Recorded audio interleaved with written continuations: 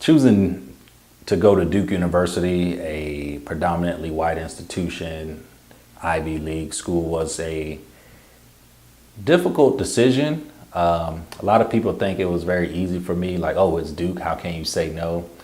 But the difficulty at first came about due to some of my other offers.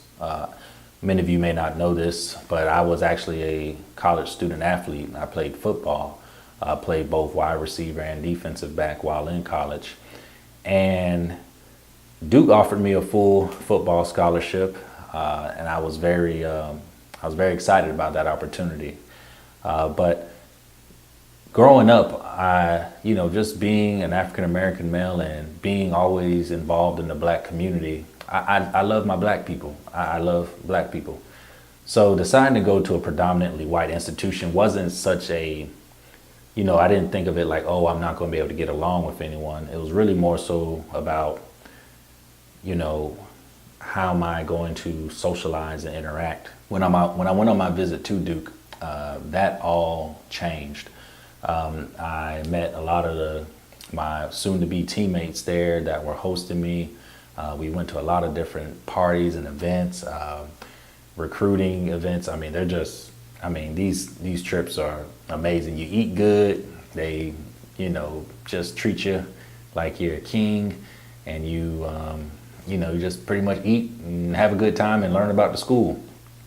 So after I went to visit Duke, it was kind of like a done deal.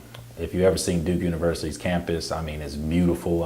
From the architecture, and I'm such like a medieval Gothic architecture lover. So, it had me right there. One of the main reasons why I chose Duke was because of the academic excellence that Duke, the history of Duke and the academic excellence of Duke, because it really, you feel it as soon as you walk on the campus.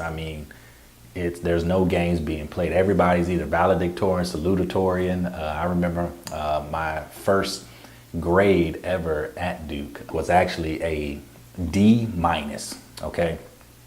Now, someone like myself who graduated with a really high GPA in high school, I didn't even know what a D- was. I knew it was a D, but then the minus, I was like, what? They already gave me a D. Why do I need the minus on it?